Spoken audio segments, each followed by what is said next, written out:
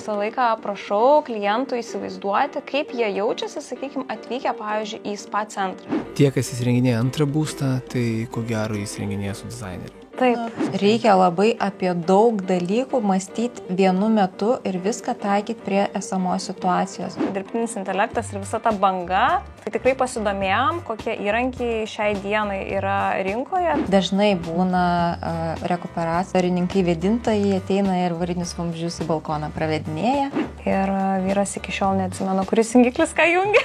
Visą laiką man priekaištauja, kad labai daug jungiklių, bet na...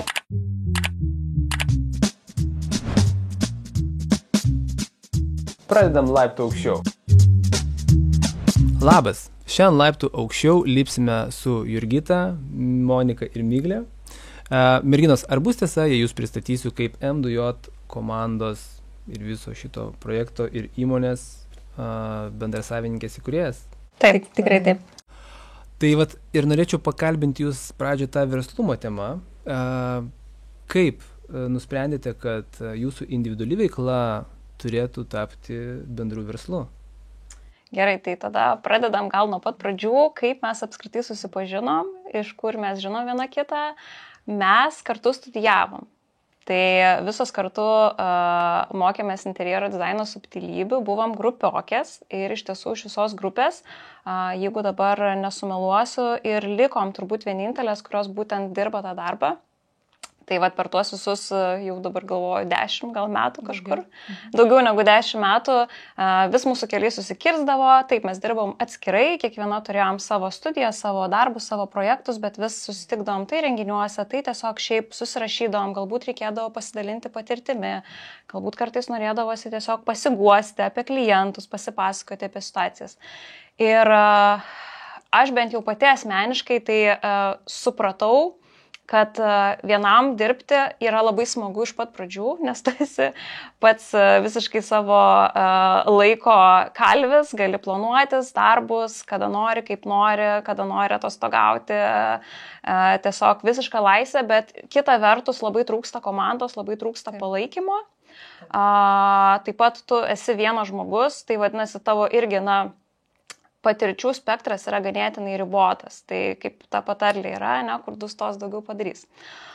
Ir kažkaip taip gavosi, kad vieno iš susitikimų metu Monika su Jurgita užsiminė, kad jos jau dviese diskutavo, kad būtų visai galbūt smagu pabandyti kažkokį projektą gal 3 padaryti ir pasižiūrėti, kaip mums sekasi. Ir atėjus 24 metam atėjo tokia užklausa, ir sakiau, merginos pasibandom, kaip mums čia gausis.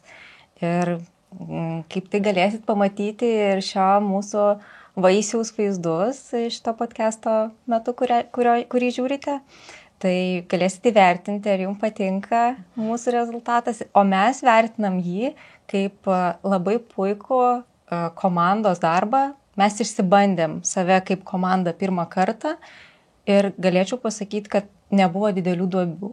Tai tik ateityje galim bus pamatyti, koks mūsų darbas bus. Mes tai bendraudamos, mes atradom vieną kitos stipriausias savybės. Ir tam projekte mes jomis ir pasiskirstėm tom dalim. Už kurias būtų atsakinga, pavyzdžiui, Miglė, aš ir Jurgita, ir kažkaip be jokių trikdžių mes įvykdėm savo visas užduotis ir papildinamos viena kitą, nes mes esam lygiavertės šitos komandos dalyvės. Ne taip, kad esam pavaldžios kažkam, nes kiekviena turi labai daug patirties, viena vienur daugiau, kita kitur daugiau, kitur viena įsigilinus daugiau, tai mes tiesiog vieną kitą papildom. Ir čia tokią frazę kaip ir esu sugalvojus, kaip mes save galim reprezentuoti kaip 3 lygių autentifikavimo tokia grupė, sistema, todėl, kad turi praeiti per trigubą filtrą. Taip, per trigubą filtrą. Tai čia yra labai didelis pranašumas mūsų klientams. Nes mano kitas klausimas buvo, su kokiais iššūkiais susidūrėte formuodamos komandą, tai kaip aš suprantu, čia tokių iššūkių kaip ir daug ir nebuvo, ar ne? Formuojant komandą, gal sakyčiau, iššūkių nebuvo, be abejo, pačioj pradžioj tikrai buvo labai daug diskusijų, kaip tas mūsų darbas atrodys, ką mes darysim, kas už ką bus atsakinga, mes ten bandėm visokias lenteles dėliotis, kaip pasiskirstyti, kad tos atsakomybės būtų lygiavertės, kad kažkuri viena nesijaustų nuskriausta, kad ten galbūt per daug dirba, o galbūt kažkokia komandos narė, sakytume, per mažai dirba. Tai, žodžiu, mes strategavom, kol aš sakiau, panas, žiūrėkit, pradedam daryti, eigoje išsispręsim. Tai va, galbūt čia irgi pavadinkim apie tos mūsų išskirtinumus ir skirtingumus. Aš esu toks žmogus, kur aš mėgstu spręsti proceso eigoje tiesiog dalykus. O tarkim, Monika mėgsta labai pagalvoti iš pradžių ir tam tikrais sakykime, scenarijais reikia to pagalvojimo iš anksto, į labai daug žingsnių priekį, bet kartais reikia tiesiog daryti ir tada išsisprendžia. Tai, sakykime, mes taip varijuojam. Tai tokio fixed modelio kaip ir nėra ir čia priklausomai turbūt nuo situacijos viena arba kita perima. Jo, aš sakyčiau, tai labai dinamiška, pavadinkim, kaip santykiuose vyksta. Mes tiesiog jaučiam vieną kitą, jaučiam vieną kitą, pagarbiai bendraujam, nesistengiam kažkaip uždominuoti, kad turi būti mano tiesa, arba turi būti Monikos tiesa, ar Jurgitos. Tiesiog žiūrim pagal situaciją, kartais viena nusileidžia, kartais kita nusileidžia, nes be abejo, mūsų stiliai, skoniai, jie vis tiek skiriasi ir netgi kuriant interjerus, bet kokiu atveju būna tų diskusijų, kokias medžiagas pasirinkti, gal padarom biškį tamsiau, o gal truputėlį šviesiau, sakykime, aš mėgstu daugiau kontrasto, daugiau tamsių spalvų, Monika mėgsta švelniau, Jurgita mėgsta spalvas, aš nemėgstu spalvų, tai mes taip bandom tiesiog apjungti vieną bendrą produktą, kuris visom tiktų. Ir čia šitoj vietai, koks tai ir buvo jūsų klausimas apie tą verslą, mes suprantam, kad mes galim tiesiog daugiau klientų aptarnauti su savo skirtingais matymo vaizdais.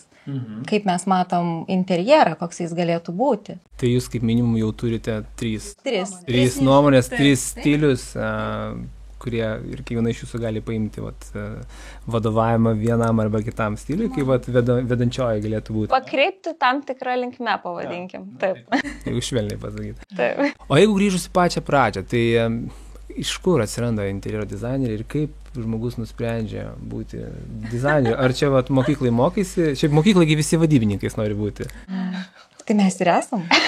Tais laikais, kai mes mokėmės mokyklai, tai visi norėjo būti turbūt teisininkais. Dar ten ta karta buvo, o iš tiesų tai mane tai asmeniškai visą laiką tiesiog traukė menas ir aš įstojau interjero dizainą visiškai spontaniškai.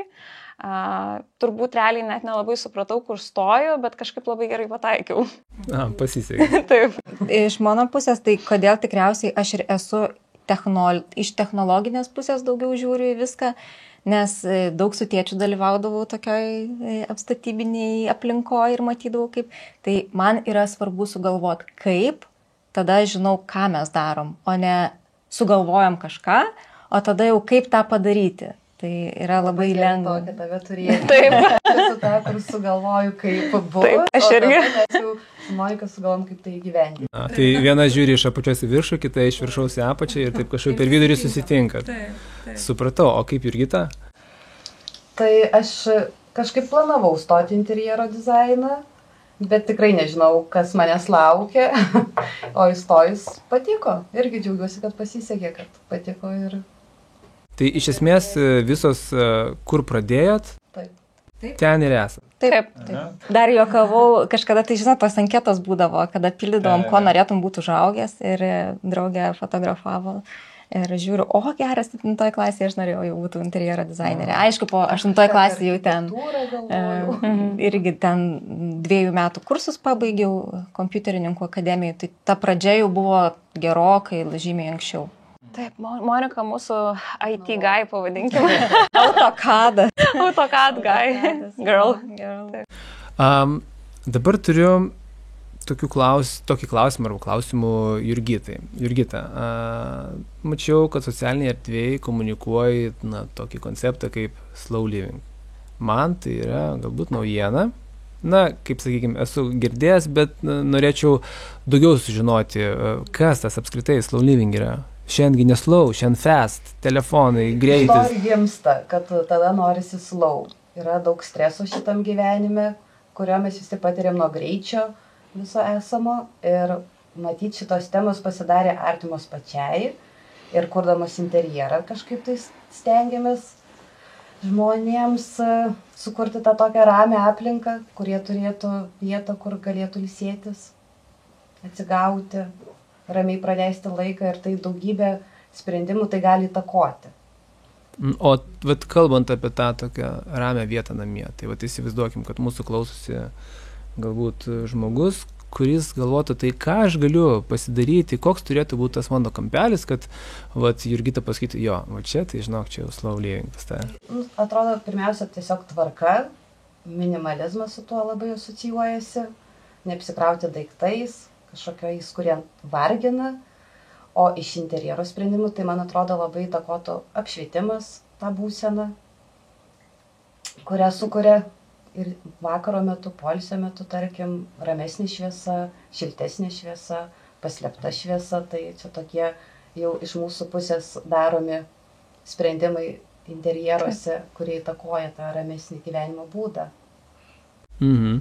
Tai toks labiau buvimas buvimas čia ir dabar, ir galbūt nevartotojiškumas, o pasirinkimas natūralių medžiagų, tokių kaip, nežinau, medis, molis, Arčiau gamtos. Arčiau gamtos, tai tokia ramybė, kad sukurti.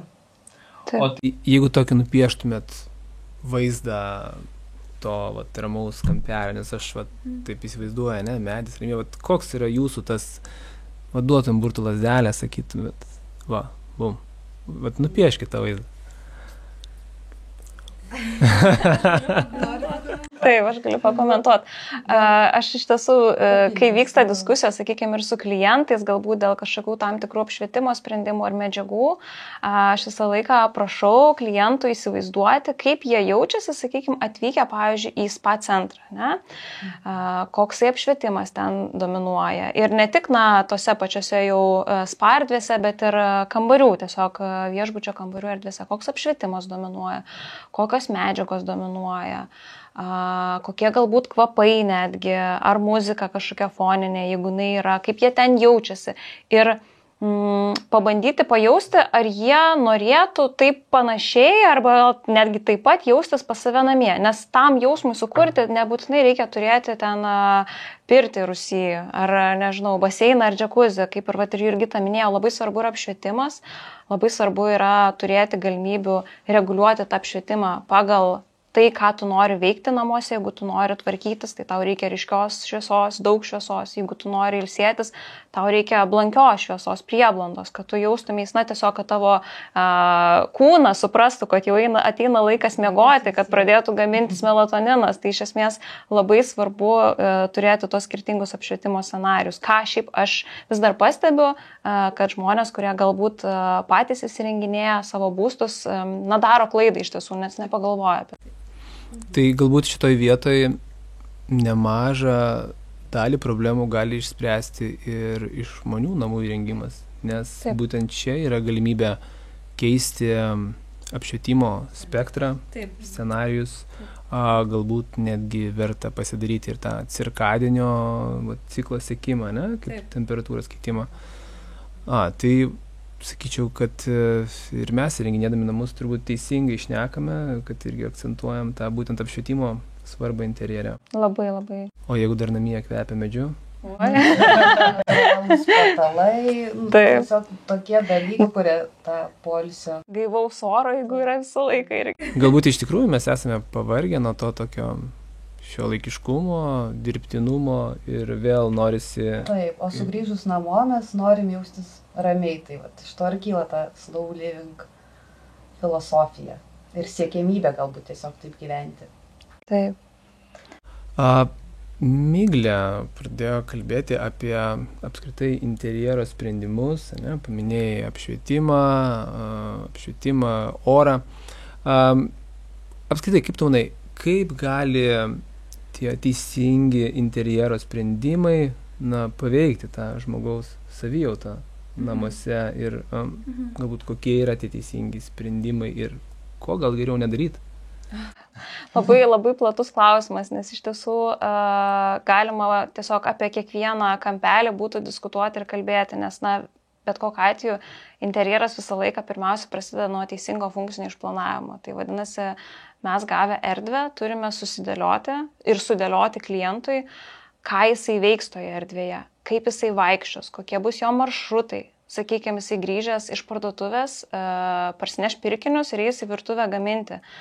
Kad jam nereikėtų lakstyti ten iš pradžių iki šaldytuvo į vieną kambario galą, paskui ten į kriauklę nusiplauti daržovį į kitą kambario galą. Tai labai svarbu tiesiog ergonomiškai sudėlioti visą tą išplanavimą.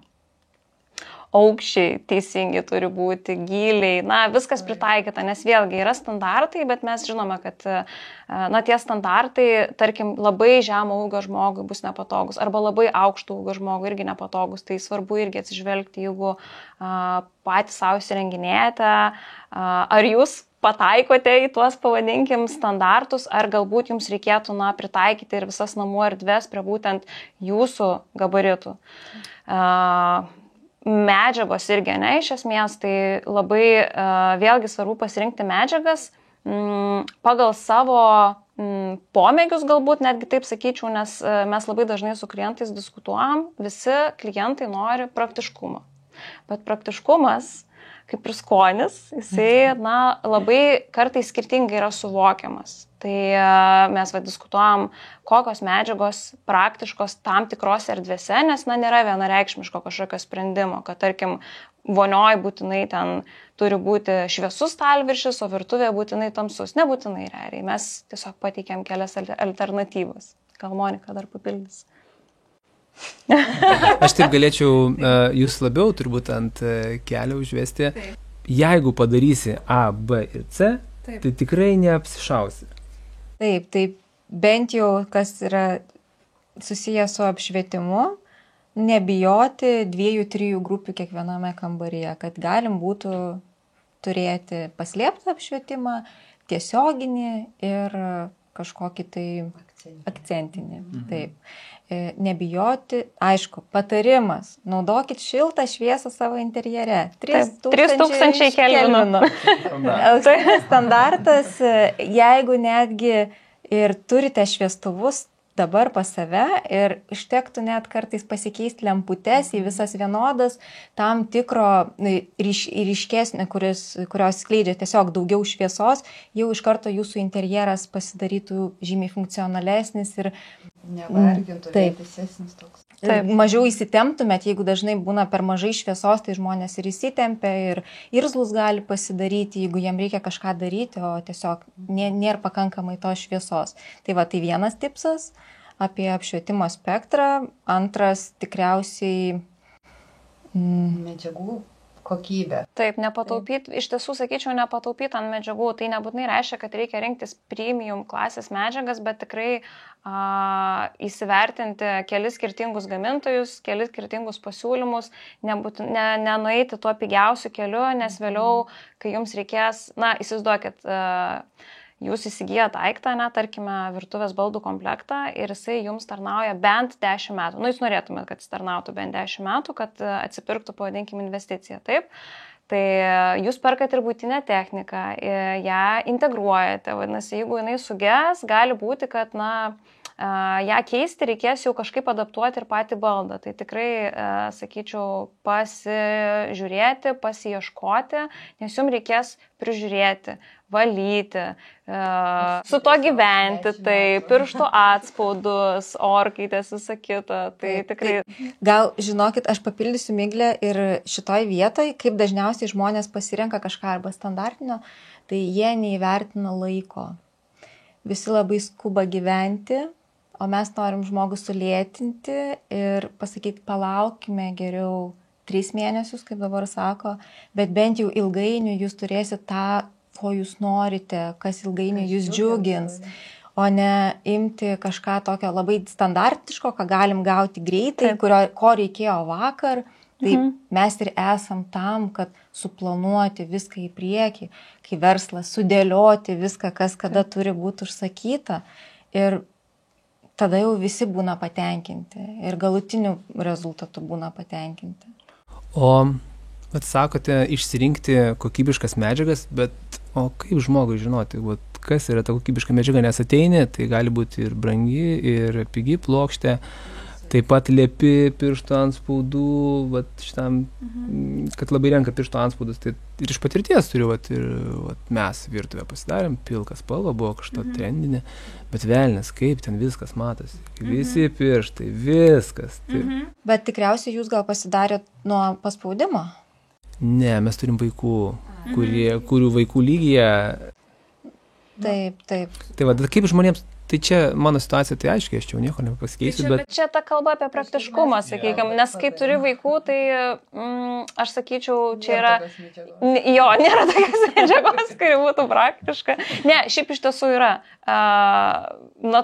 Šita medžiotojo trobelė, realiai natūralus medis, alyvuotas, nieko nedažytas, tada tiesiog visi riebalai susigeria. Bet tada jokio interjero nebelieka. Supratau. Tai iš esmės tokios auksinės kulkos renkantis kokybę kaip ir nėra.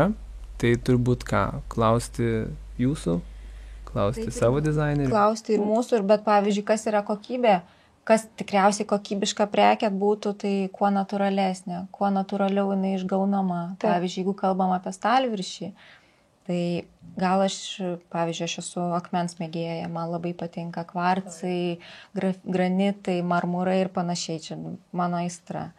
Tai tikrai geriau pasidaryti paiešką, susirasti akmenį, kuris jums patinka. Sumontuoja jums virtuvę ir tada džiaugiatės, eilę metų gali ten pilti, pjaustyti, bet ką daryti, jis tiesiog neužmušamas. O kada prisilieti labai, tai, aišku, tektonika yra, ne visiems veikia, mes tai einam, čiupinėjam viską ir nuo to jaučia malonumą. Tai, bet tikrai, ta moteris, kuri mėgsta gaminti, arba vyras, toje virtuvėje tiesiog gamins nepakartojimus patiekalus. Arba gal net tas paprastas patarimas, kad stalviršio dažniausiai matmuo būna 60, bet padarius 70, mes jau turim daug platesnį, daug patogesnį stalviršį gamybai. Taip. Ir patogesnį gyvenimo kokybę gaunasi. Tai dabar norėčiau paklausti jūsų apie kokias matote vyraujančias dizaino tendencijas. Turbūt jų vyrauja ne viena, bet kažkas su jumis rezonuoja, o kažkas ne. Ar yra kažkas, ką jūs norėtumėte papasakoti, kurią linkme jūs norėtumėte eiti ir ko klientas gali tikėtis, kad jūs pirmoje vietoje pasiūlysite, kai kalbėsite apie dizainą ir apie jo interjerą? Tai aš manau, kad vienareikšmiškai greičiausiai medžiagiškumai būtų dominuojanti tema pas mus. Mes norėtume savo klientus edukuoti ir kreipti būtent link tų natūralių medžiagų, tiek dėl jų ilgamžiškumo, tiek dėl, sakykime, pridėtinės vertės, kurią kuria tam būstui, jeigu, sakykime, būtų poreikis jį parduoti arba kažkaip kitaip, sakykime, realizuoti, ne? Funkcija ta pati, man atrodo, įeitų į tai. Apie pačias tendencijas, tai iš esmės, jau čia kuris laikas mes šį pastebėm tą tendenciją, kad interjerai iš šaltų tampa šilti. Tai, sakykime, jeigu pastaruosius ten kokius 10 metų ir vis dar tas šleifas eina, žmonės norėdavo pilkų atspalvių, tai sakykime, jeigu bazė kažkokia šviesi, balta, tai tada korpusiniai baldai, minkšti baldai, užuolaidos, tekstilė būdavo tokie šaltesni, pilko atspalvio, tai dabar viskas eina į tą šiltą tokį smėlinį toną, kreminį toną. Dabar jeigu ta pati pilka, jinai gali būti šilto atspalvio, jeigu yra sofas, tekstilės, tai jos irgi tada yra šiltos, šviesos, tokios minkštos, labai norisi jau lietuviams to šiltumo ir jaukumo, turbūt visgi klimato zona daro savo. Taip, o gal aš dar papildysiu šiek tiek į tą jūsų užduotą klausimą apie ko galėtų tikėtis klientas atėjęs pas mus, tai nesenstančio interjero, kuris mažiausiai reprezentuoja, kada buvo įrengti apdailos darbai atlikti, pavyzdžiui. Parinkti tokias apdailos medžiagas, kurios pačios kalbėtų apie save, apie tą kokybę, bet negalim būtų atpažinti, persikinės sienos buvo 2005-2008, pilkos sienos ir pilkos virtuvės 18-17, dabar Wabi-Sabi kada 22. Taip. Tai jeigu mes darytume ale mid-century stiliaus, tai mes tiesiog pratestume tą ilgaamžiškumo tendenciją, kur nesinori taip morališkai keisti interjero po, pavyzdžiui, 15-10 metų. Gal aš dar papildysiu Moniką, apie ką jinai kalba, iš esmės apie, pavadinkim, saikingą tendencijų naudojimą, nes galbūt paprastam žmogui tai nėra taip akivaizdžiai pastebima, bet dizaineriai tikrai jie eina patys per tas visas tendencijas ir mes pagal tam tikrus sprendinius, kaip Monika paminėjo, sienų spalva, galbūt kažkoks plytelių formatas, pavyzdžiui, šešiakampės plytelės vienu metu labai labai trendino, aukso spalvos maišytuvai labai labai trendino, mes tiesiog pagal tai galim kelių metų bėgyje pataikyti, kuriais metais buvo įrengtas interjeras. Tai turbūt nesinorėtų, kaip ir greita mada, nesinori tos greitos mados, nes greit pigiai nusiperki, bet tada jau greit nebemadinga, reikia išmesti, reikia kažką naujo pirkti, keisti. Tai norim pasiūlyti klientui tą bazę, kurios jisai nekeis ilgą laiką, norėtųsi, kad nekeistų. Taip, kad jinai būtų tiesiog tokia kokybiška, neutrali ir, pavadinkim, nenusakanti labai konkrečios tendencijos. Bet man vis tiek skamba labai abstrakčiai, nes aš bandau suprasti, tas mid-century stilius, tai kaip tai atrodo, nes, žinom, kas yra modernus, žinome, prisimenam persikinės sienas, ne? Tai koks yra tas mid-century? Tarkim, jeigu kažkas klauso ir sakytų, bet tai čia kaip čia atrodo, kas čia yra, gal galit kažkaip konkrečiau, kad tas vaizdas nusipieštų. Mid-century tai iš esmės kalba apie praeito amžiaus maždaug 100-mečio vidurį, tai apie tuos laikus, kai daiktai dar būdavo gaminami taip, kad jie tarnautų ilgai, buvo daug medžio faneruotės natūralios, akmens to paties, labai akmuo buvo naudojamas ir ne tik fasadų, bet, sakykime, ir interjero apdailoje, ne tik grindims ar kažkokiems stalviršiniams paviršiams, bet ir sienoms. Taipogi metalo buvo naudojama, šlifuoto metalo, tai gali būti žalvaris, tai gali būti kažkoks aliuminio ar nerūdijančio plieno, sakykime, metalas. Iš esmės labiau akcentuojama yra pati funkcija negu forma, tai vadinasi nėra labai daug puošybos elementų, bet tą būtent dekoratyvumą ir sukuria skirtingų medžiagiškumų deriniai, tų atspalvių žaismas. Mes nesiakcentuojam į formas, tik tai vardan formas, kad, pavyzdžiui, ten norim kažkokio, banguoto staliuko. Tai ne, realiai. Mums pirmiausia staliukas turi atlikti staliuko funkciją, o tada jis jau turi būti kokybiškas ir tada jis jau turi būti gražus. Man taip skamba, kad jūs, žinot, kaip yra funkcija ir yra dizainas. Tai jums tvarumas, funkcija ir dizainas.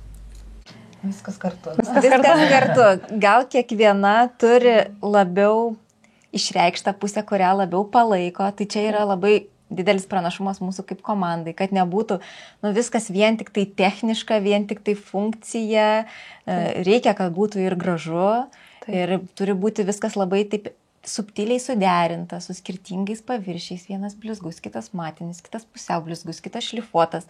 Ir ten dar, jeigu audinys kažkoks eina, vienas matinis, kitas graublėtas. Ir visos tos skirtingos tekstūros irgi sukuria tokį interjero šarmo įdomumą. Tai va. Taip, interjero kūrimas tai labai procesas. Pradžiai būna funkcija. Taip. Tada, tarkim, būna dizainas, o tada jau tos jau tikros medžiagos, kurias mes jau renkam kartu su klientu, ieškom. Tai tvarumas gaunasi.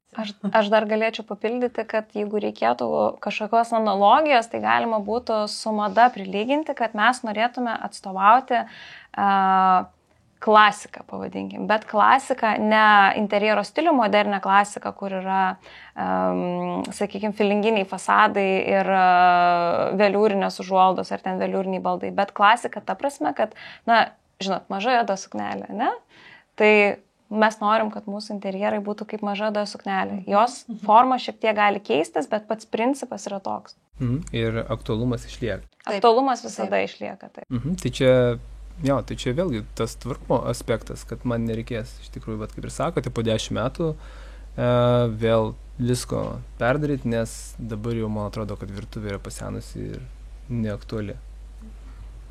Irgi dažna klaida iš praktikos, kada žmogus statos namą, viziją ir jisai galvoja, kaip jis kalėdas, pavyzdžiui, šves, arba kaip bus vakarėlis kažkoks. Ir jeigu tu pasirinkai architektą netokį patyrusi ir jis funkciškai neapgalvojo tavo namų, tai tau šakės. Žmonės kartais įsivaizduoja, kad jie gali finansiškai vieną dalyką pavežti, kai ateina realybė, šiek tiek kitaip būna.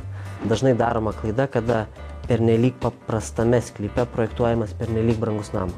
Padėk apsispręsti, kada verta rinktis individualų, o kada galbūt geriau pagalvoti apie kartotinį.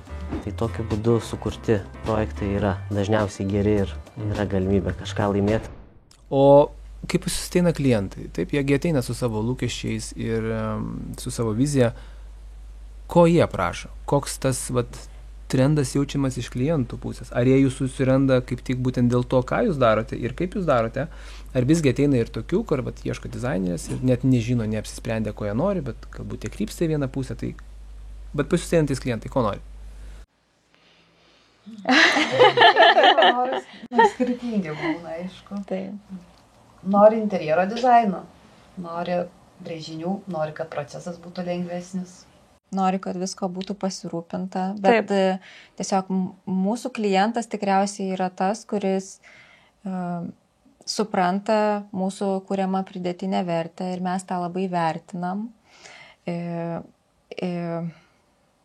Supranta mūsų darbo naudą jam ir svarbą, nes ypatingai tai jaučiasi su žmonėmis, kurie jau ne pirmą kartą įsirenginėja namus, dažniausiai būna pirmas kartas, kai jie patys viską bando suvaldyti ir tada antras kartas jau būna, kai jie kreipiasi interjero dizainerį, jie tikrai tada įvertina, kiek daug laiko jiems susitaupo, kai jiem nereikia spręsti tų visų klausimų, bendrauti su meistrais, ieškoti medžiagų, derinti, kada, kaip, už kiek, ką su jom daryti, kaip jas ten paskui sumontuoti. Tai iš esmės taip, kaip ir Monika minėjo, o šiaip ateina labai įvairiais keliais, bet iš tiesų turbūt galiu pasakyti, kas yra labai smagu, kad klientai pas mus ateina, kuo turbūt mes labai džiaugiamės, tai visgi per rekomendacijas yra klientų, kurie sugrįžta, yra klientų, kurie rekomenduoja mus savo draugams, kaimynams,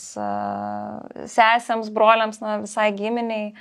Yra, sakykime, meistrų, kurie yra su mumis dirbę ir jie tada rekomenduoja mus savo klientams. Tai labai smagu, kad kažkaip mes taip jaučiam, kad pas mus ateina dėl mūsų. Taip, ne šiaip tiesiog, kad reikia paslaugos. Ir turi toks jau yra pasitikėjimas ir gal jau duodama daug didesnė laisvė mum pasireikšti, mes aišku kliento paprašom. Highlightus uždėti, kas jiem patinka, apie ką jie svajoja, ko jie norėtų žūtbūt ir mes į tą atkreipsim dėmesį ir mes tą pabandysim įgyvendinti. Ir tada jau eisim aplink tą, pavyzdžiui, nori salos virtuvėje. Mes padarysim tada tokią virtuvę, kad ta sala tenais atsirastų. Aišku, nepastatysim. Jeigu įmanoma. Taip, jeigu įmanoma. Taip. Nes vienas iš tų klausimų, kuris yra įdomus, tai kiek jūs esate lankstus kliento poreikiui, nes klientas gali tikrai paprašyti tokio dalyko, kur jūs matot, niekaip čia tas daiktas neina, ar būna tokių situacijų, kad tenka kažkaip palenkti, kažkaip argumentuoti, kad gal visgi mes čia, gal taip padarykim, būna tokių situacijų? Be abejo, žinoma, būna taip tikrai. Įvairiai būna, šiaip, sakykime, būna, visą laiką mes argumentuojam, dažniausiai, šiaip bent jau kiek mes esame susidūrę, tai dažniausiai būna taip, kad reikia visą laiką rinktis, ne?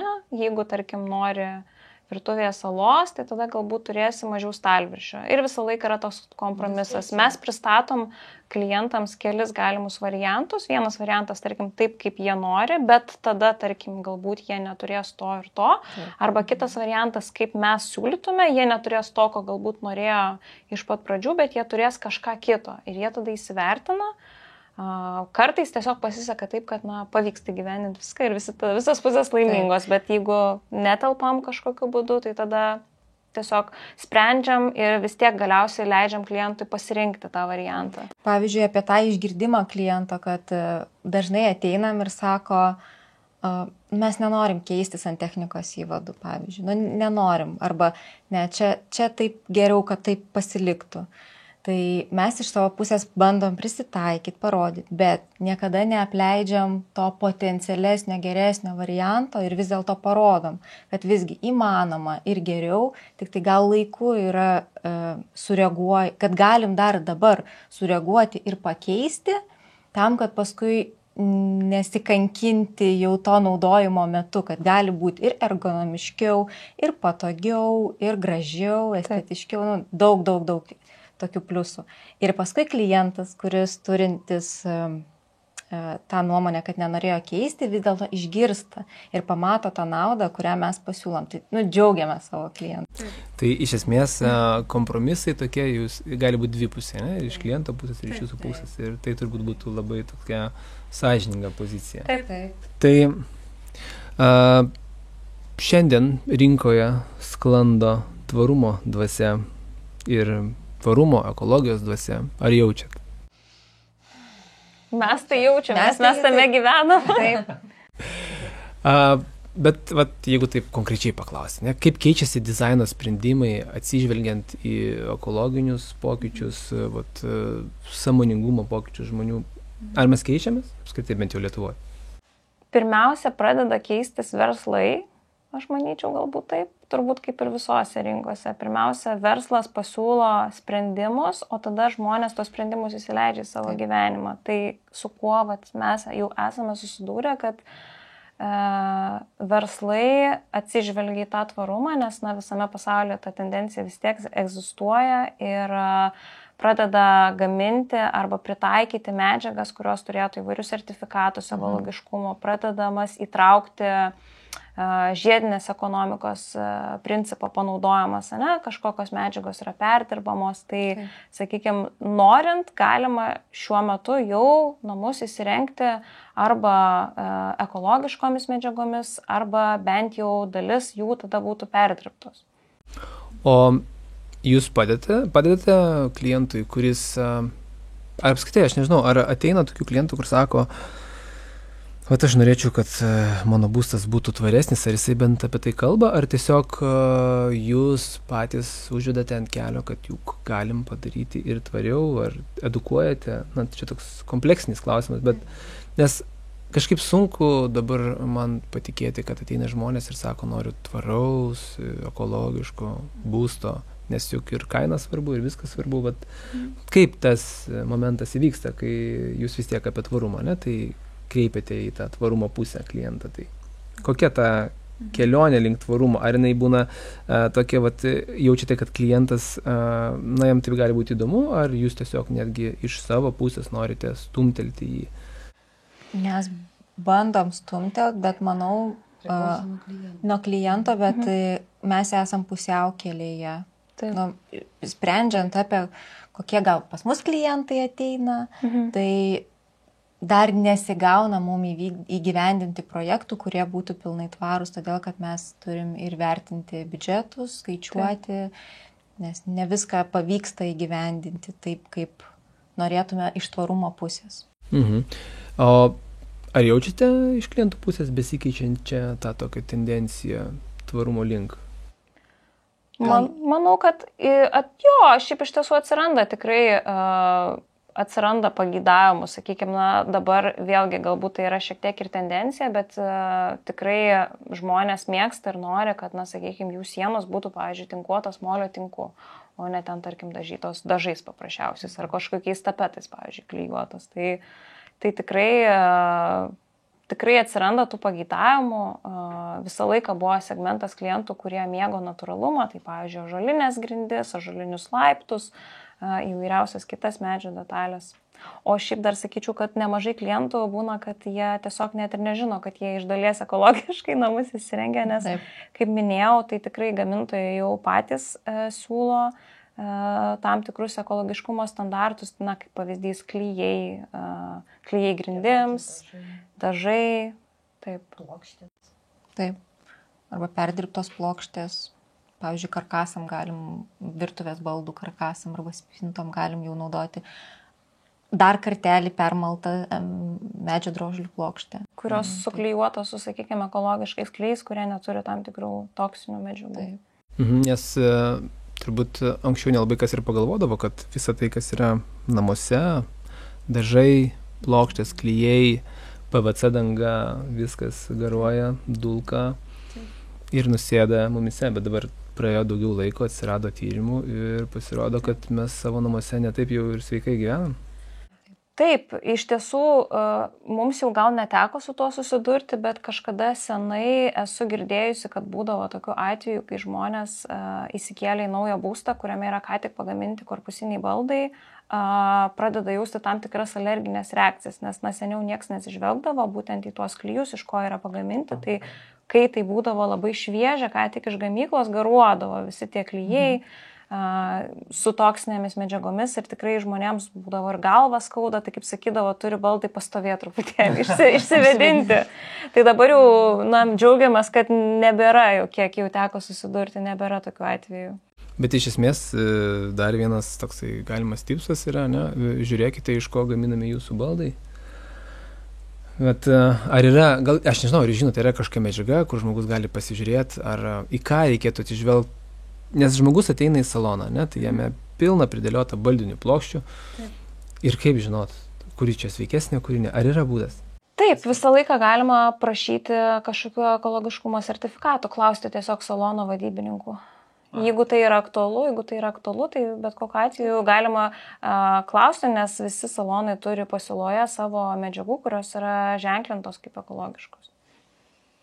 Supratau, tai iš esmės norint, jeigu tai yra įdomu, o manau, kad aktualu turėtų būti tikrai sveikatos prasme, tai tikrai verta paprašyti sertifikatų.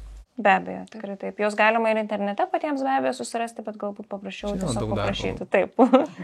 Taip. Na gerai, o perinant prie realių darbų, koks buvo jūsų paskutinis projektas, kuris geriausiai atspindėjo M2J vertybės ir apskritai kokios yra jūsų vertybės? Mes gal pasakosim apie pirmą mūsų projektą. Tai čia jūs ir susiklijavote jame, tai ir įsivertinat savo vertybės. Taip, kuriame yra ir kokybė, kas yra mūsų norimas dalykas interjere, kad būtų naudojama kokybiškos medžiagos. Ir tie, pavadinkim, laikui nepavaldų sprendimai, vadinasi, mes stengiamės neakcentuoti kažkokios labai konkrečios tendencijos, kadangi būstas jisai galimai bus apgyvendinta žmonių, kurių mes taip gerai dar nepažįstame, tai tiesiog norėjome pataikyti į platesnį skonio spektrą negu tiesiog vieno žmogaus. O su kokiais didžiausiais iššūkiais jums teko susidurti tame projekte? Ar čia tarpusavio santykiai, kažkaip pusiausvyrą, ar apskritai techniniai iššūkiai? Biudžetas gal. Na tai čia. Šiaip biudžetas, bet galbūt ne visai ta prasme, kaip iš pirmo žvilgsnio atrodo. Iš tiesų, taip, mes gavome užklausą įrengti būstą ir tai buvo tam tikrame biudžete. Ir mes iš pat pradžių atėjome su pasiūlymu, kad mums reikia griauti sienas. Kas tikrai nebuvo įtraukta į biudžetą. Mes turėjome argumentaciją, kodėl tai reikia daryti, nes tiesiog paties statytojo pasiūlytas variantas buvo tikrai nepatogus, nebuvo galima nei normalios svetainės turėti, nei normalaus valgomojo. Tai mes pasiūlėm variantą, kaip patraukus sieną, pakeitus išplanavimą, mes galime visiškai kitaip atverti erdvę ir visiškai kitokią funkciją jo sukurti ir klientas sutiko. Taip.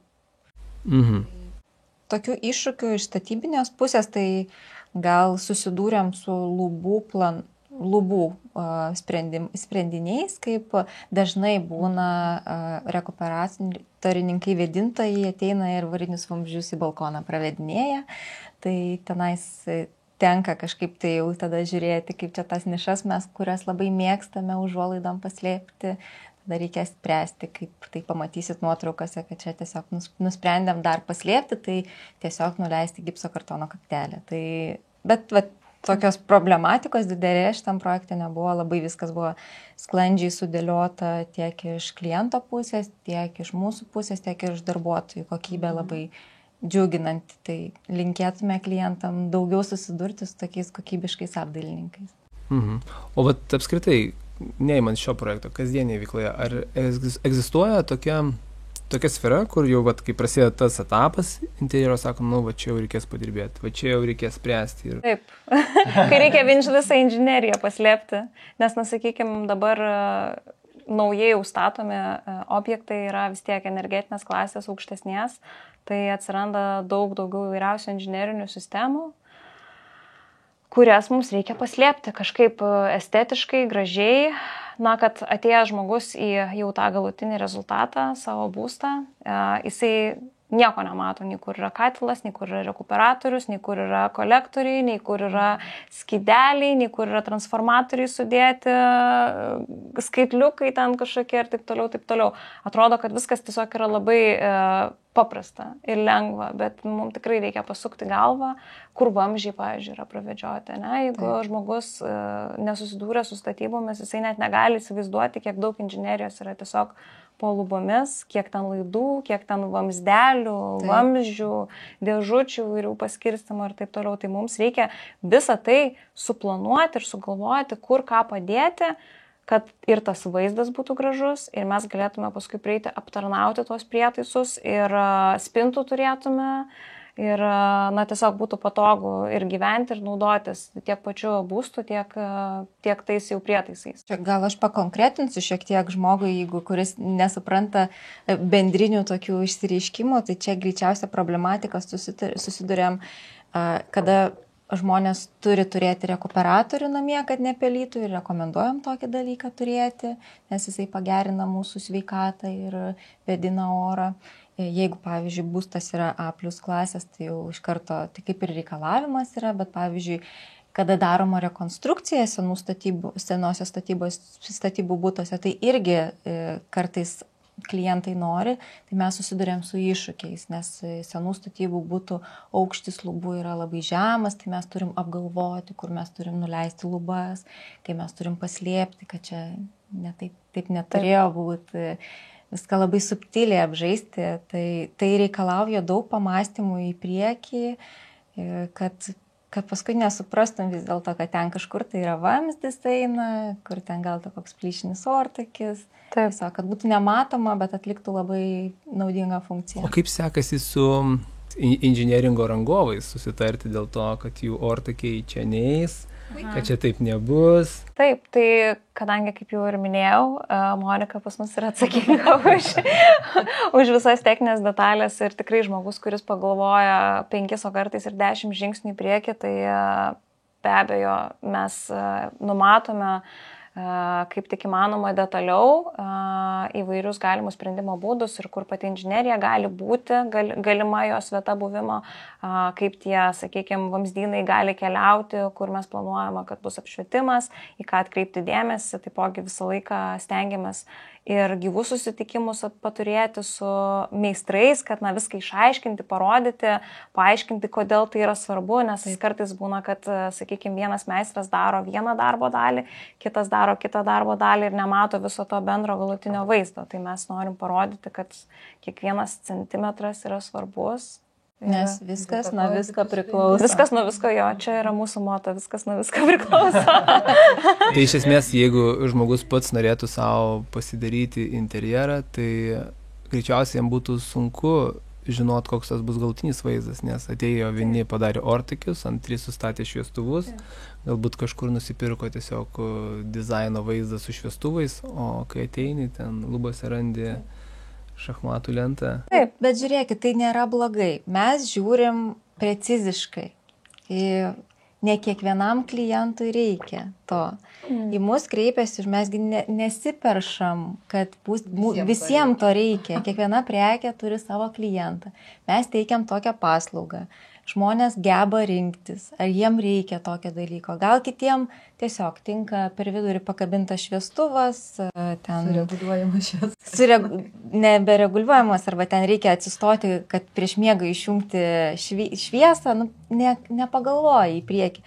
Mum 10 metų dirbančiom šį darbą kiekvieną dieną yra iššūkių nemažai, tai kaip kitas žmogus gebėtų išlaikyti visą tą statybinį procesą ir kaip dar reikia santykius aiškintis, dar ir įkalbėti ir vyrą, ir ar žmoną, tai ir yra ką veikti. Ir statybininką. Tai aš norėjau pasakyti tai, kad yra žmonių, kuriem nereikia interjero dizainerio ir tai yra irgi labai gerai, kurie geba tikrai ir supranta ir jų poreikiai yra minimalūs, bet yra žmonių, kurie nori, kad viskas būtų apmąstyta. Ir mes džiaugiamės, kad yra ir vienokių, ir kitokių žmonių. Aš taip manau, kad tie, kas įsirenginėja antrą būstą, tai ko gero įsirenginėja su dizaineriu. Kas yra praėję šitą kelionę, žino, ką tai reiškia, suvadovauti visam statybiniam tam cirkui. Bent jau iš dalies, tai tikrai galbūt nebūtinai jie norės pilno projekto su, sakykime, ten visom vizualizacijom, bet bent jau tą techninę dalį sužiūrėti, tai tikrai norės ir medžiagas padėti, pasiūlyti rekomendacijas įvairias, tai taip. Ok. Dar aš norėčiau pakalbėti, kaip jums sekasi su tokiu daiktu kaip dirbtinis intelektas, nes dabar tai yra toksai trendas, sako, kad jeigu tu nenaudoji dirbtinio intelekto, savo darbe greitai tavęs neliks. Kaip jis ateina į jūsų darbo sferą ir ar jis ateina, ar jūs kažką tai domitės ir kaip jūs save matote šitoje vietoje, netims jūsų darbo? Nebijom. Šiaip, kol mes dar būsim gyvos, tai greičiau tikėkime, kad ne. Šiaip iš tiesų, kai atsirado dirbtinis intelektas ir visa ta banga, tai tikrai pasidomėjom, kokie įrankiai šiai dienai yra rinkoje, tai bent jau kiek mes pasižiūrinėjom ir susidūrėm, tai mums pasirodė, kad įrankiai dar pakankamai yra primityvūs, kurie, sakykime, nesukuria mums tokios dėlės pridėtinės vertės, kad mes imtume juos naudoti. Tai turbūt dėl to šiai dienai mes iš tiesų, kartais ten pasinaudojom gal ChatGPT, kad kažkokį tekstuką jo sukurtų, bet vis tiek, bet kokiu atveju, visas mūsų darbas yra autorinis mūsų darbas, tai ir tuos tekstus mes galiausiai redaguojam vis tiek pačios. Ir koncepcijas kuriam pačios ir vizualizacijas darom pačios, nes, kiek teko susidurti, sakau, tie įrankiai dar pakankamai yra primityvūs. Galbūt po kelių metų tikrai jie galės mums pagreitinti ir palengvinti procesą. Reikia labai apie daug dalykų mąstyti vienu metu ir viską taikyti prie esamos situacijos. Kada atsiras tokia dirbtinio intelekto programa, į kurią mes galėtume importuoti savo kažkokį bazę 3D modelio su visom problematikom, kur pas mus ateina išgręžta skylė, kur pas mus ateina rekuperatorius, koks yra jos diametras, automatiškai būtų paskaičiuojama, kiek čia lubos turėtų nusileisti, viskas turėtų būti pagal gaminius. Tai taip, tada mes galėtume naudoti, bet kol kas mes esam tas intelektas. Tai iš esmės jūs norėtumėte tokio įrankio, kuris galėtų už jūs padaryti tą tokį techninį darbą, o kūryba lieka jums. Taip. Bet galbūt tokia ir yra to dirbtinio intelekto darbė esmė, tik tais gal nesulaukite dar galbūt to tinkamo įrankio. O galbūt dirbtinis intelektas galėtų jums ir nupiešti, pavyzdžiui, vizualizaciją pagal jūsų apibrėžtą kažkokį tai scenarijų. Ar galėtų tai būti? Aš manau, kad dirbtinio intelekto įrankį, sakykime, šitą vizualizavimo galima naudoti kaip, pavadinkim, tokiam eskizavimui greitam, kad, tarkim, būna mes susitinkam su klientais erdvėje, konsultuojame ir mes norime jiems tiesiog nupasakoti savo idėją, kad ten, tarkim, mes galime kažką pastatyti arba kažką išgriauti ir labai sunku, nes ne visi klientai turi gerą tą erdvinį suvokimą, būtent tą vizualizavimą erdvės. Tai toks įrankis būtų galbūt patogus, jeigu mes galėtume tiesiog nufotografuoti erdvę ir greitai kažkaip paeskizuoti ir mums padarytų vizualizaciją, nesigilinant į detalės, pavadinkim. Tai tokiam eskizavimui tikrai manau, kad šiaip ateityje ir naudosime, nes tokių įrankių yra, tiesiog kol kas dar nebuvo didelio poreikio. Tai jo, galėtų, manau, kad turint didesnę apimtį darbų, tai turbūt toks įrankis tikrai, sakykime, sutaupytų kaštų darbo vietoms, tokiams techniniams. Taip. Tai tiek turbūt apie tą dirbtinį intelektą. Kita dar mane dominanti tema yra išmanūs namai. Ar yra tekę daryti interjerą nors vienam išmaniam namui? Pilnai, ta prasme, 100% žmonėm nėra tekę, mes stengiamės integruoti tam tikrus išmanius sprendimus pagal žmonių pageidavimus, tai, nes, sakykime, kas yra apskritai tas išmanus namas, kokia yra koncepcija, kai visi prietaisai yra susiję tarpusavyje inžinerinės sistemos ir jos veikia nepriklausomai nuo žmogaus.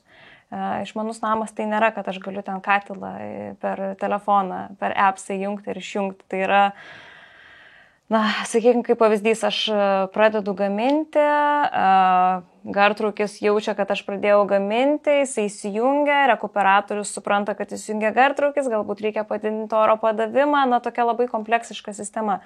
Tai tokių labai išpildytų sprendimų mes nesame pritaikę, labiau galbūt kažkokius vietiškus, pavyzdžiui, apšvietimo reguliavimo scenarijai, ne? Ten, tarkim, Monika yra naudojusi su rozetėmis, man berods tą KNX sistemą, ar bent jau ketino naudoti. Taip. Man įdomi yra labai šita tema, nes man labai patinka apskritai apšvietimą projektuoti ir tikrai atsiras poreikis projektuoti ir išmanius namus, tai mes turim vietose, kur ir augti. Tai va.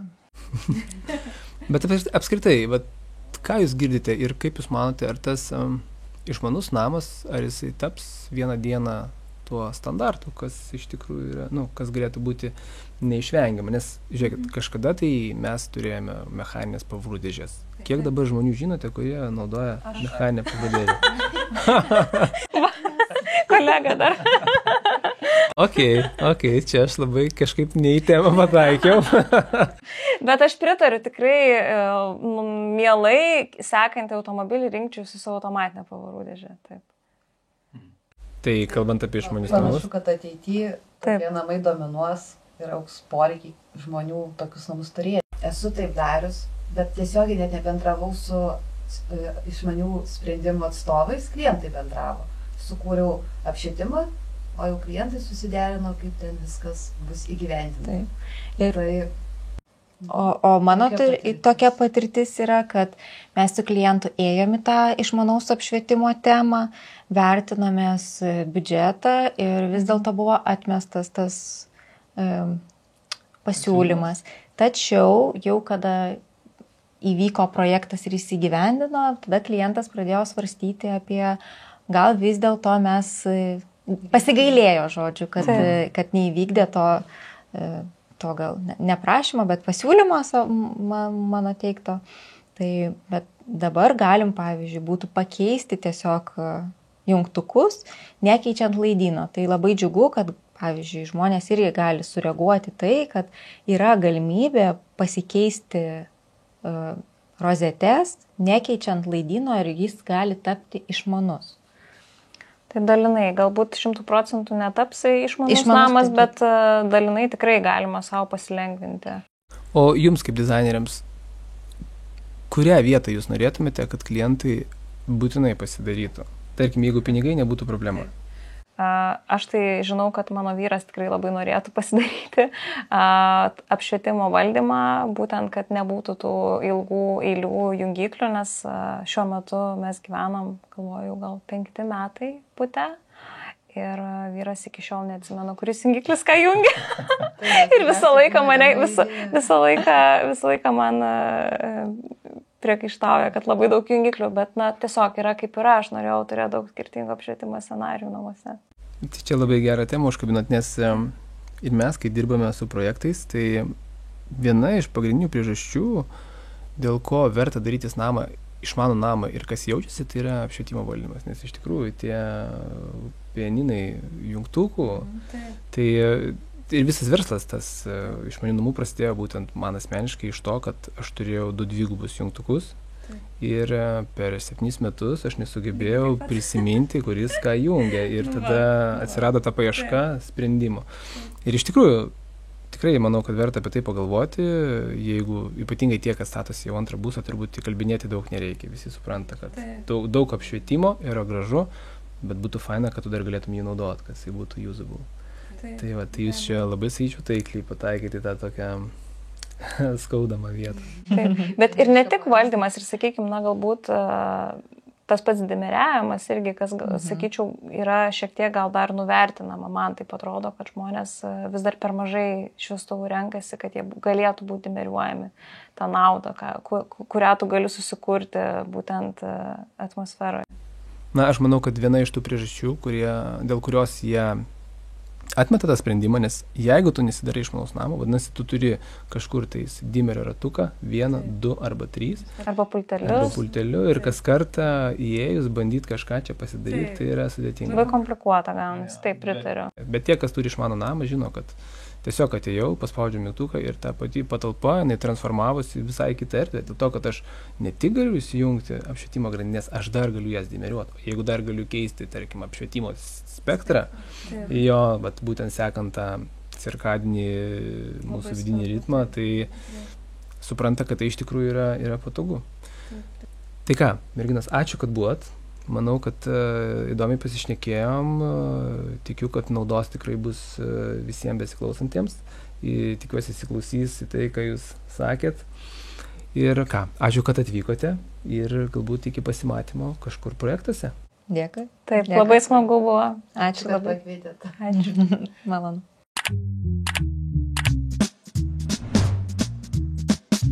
Irgi dažna klaida iš praktikos, kada žmogus statos namą viziją ir jisai galvoja, kaip jis kalėdas, pavyzdžiui, šves, arba kaip bus vakarėlis kažkoks. Ir jeigu tu pasirinkai architektą netokį patyrusi ir jis funkciškai neapgalvojo tavo namų, tai tau šakės. Žmonės kartais įsivaizduoja, kad jie gali finansiškai vieną dalyką pavežti, kai ateina realybė, šiek tiek kitaip būna. Dažnai daroma klaida, kada pernelyg paprastame sklype projektuojamas pernelyg brangus namas. Padėk apsispręsti, kada verta rinktis individualų, o kada galbūt geriau pagalvoti apie kartotinį. Tai tokiu būdu sukurti projektai yra dažniausiai geri ir yra galimybė kažką laimėti.